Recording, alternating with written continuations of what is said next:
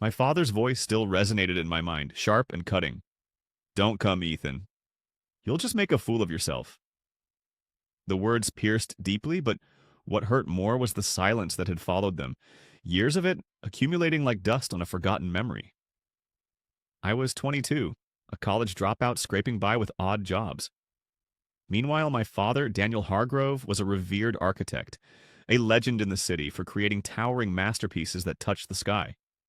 Tonight, he was being celebrated at a grand gala for his latest triumph, a shimmering skyscraper that had redefined the skyline. The city's elite would be there, politicians, CEOs, even a few famous faces. Everyone except me. I stood in front of my rundown apartment, the crumpled invitation still in my pocket. It had arrived a week ago, gold embossed and formal, addressed personally to me. I wasn't meant to get it, probably a mistake from his assistant, but it came anyway, taunting me with its elegance. For days I had wrestled with the thought of attending. Should I go and risk further rejection, or should I stay hidden, as I always had? The idea of walking into that world, one that felt so far beyond me, made my stomach churn. I had never fit in, never been part of that glittering, polished world he belonged to. Still, the invitation, however accidental, had stirred something in me, something I hadn't felt in a long time. Hope. I turned away from my apartment, unsure of what I would do next. The event, the people, the world I barely knew, it all felt so out of reach. Yet there was a part of me that couldn't ignore the pull, the need to see if I could step into the life I had always been shut out from. I pictured his reaction if I showed up in my thrift store jacket, surrounded by their perfectly tailored suits. Then the phone rang. His voice was cold, detached, like he was reading off a script. "You don't belong there, Ethan. You'd only embarrass us both." I didn't argue. I never did. But this time something inside me snapped. I wouldn't go to his party. Fine. But I wasn't going to let him forget me either.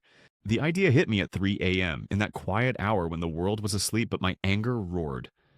I would send him a gift. Not just any gift, but one that would speak louder than my presence ever could. It had to be something perfect. Something that would tear apart his image, his carefully crafted world. Something that would make him see me, really see me. I couldn't settle for less.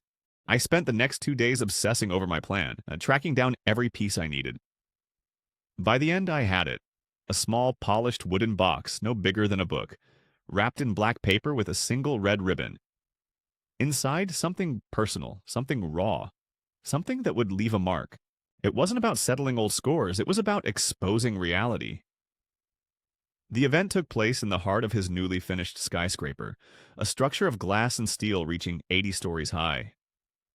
I can visualize it clearly, the shimmering chandeliers, the crystal-clear champagne flutes clinking. My father, dressed in his immaculate tuxedo, soaking in the applause from the crowd. I wasn't present, but I could vividly imagine his smile, his effortless charisma. He always had the ability to win people over, all the while keeping me at arm's length. I handed the package to a messenger, a young guy who couldn't have been much older than me, and I gave him precise instructions. He was to take it directly to the main table. No detours, no questions asked. He gave me a nod, likely understanding the gravity of what I was asking, then vanished into the evening. Inside the package was a photograph, a letter, and a solitary item. The photograph was from 15 years ago when I was just a child of 7, and he was still the man I knew, not the stranger known as Daniel Hargrove. It was taken at a local fair, my father wearing a flannel shirt, with me perched on his shoulders, both of us laughing beneath the stars.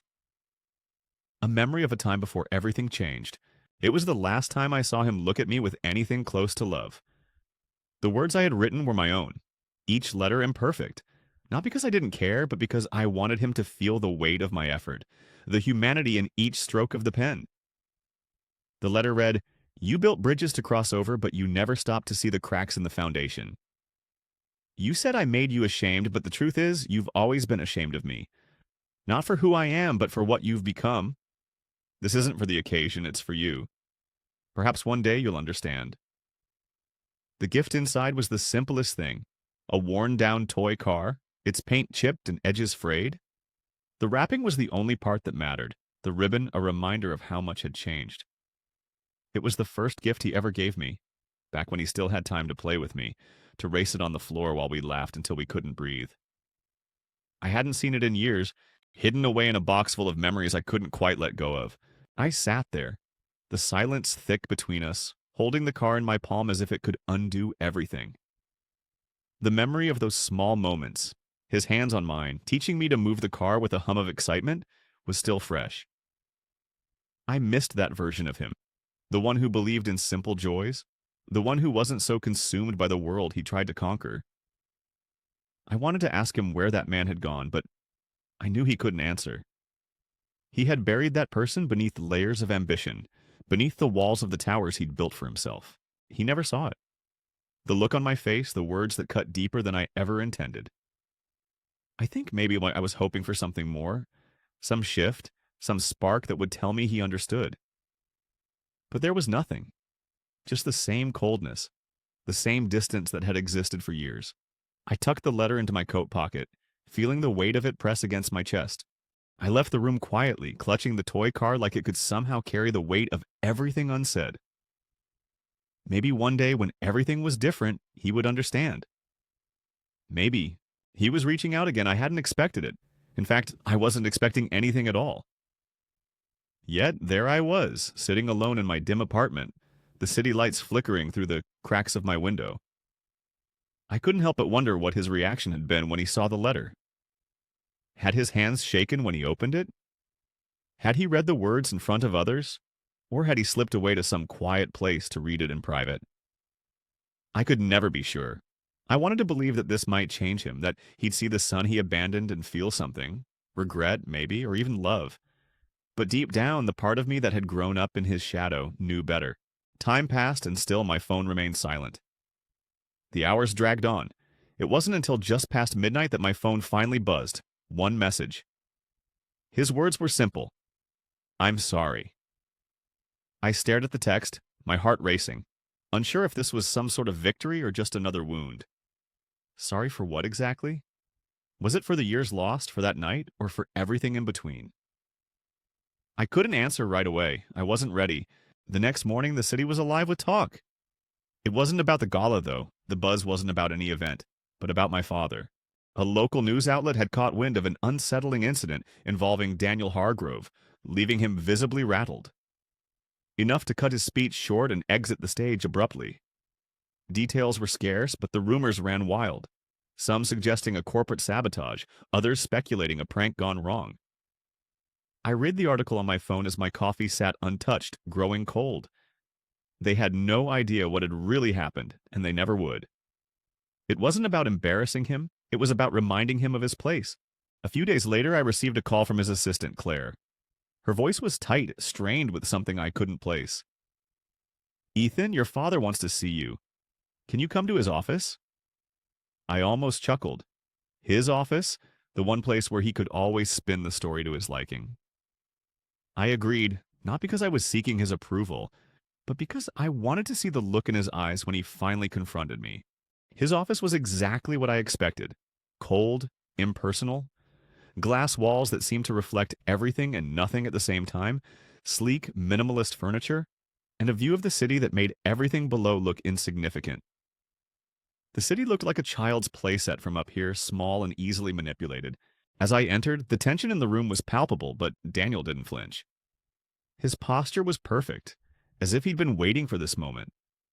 For the first time, I wondered if this had all been part of some elaborate plan of his own. If this meeting was more than just a chance to talk, but a game to be won. He rose as I stepped into the room.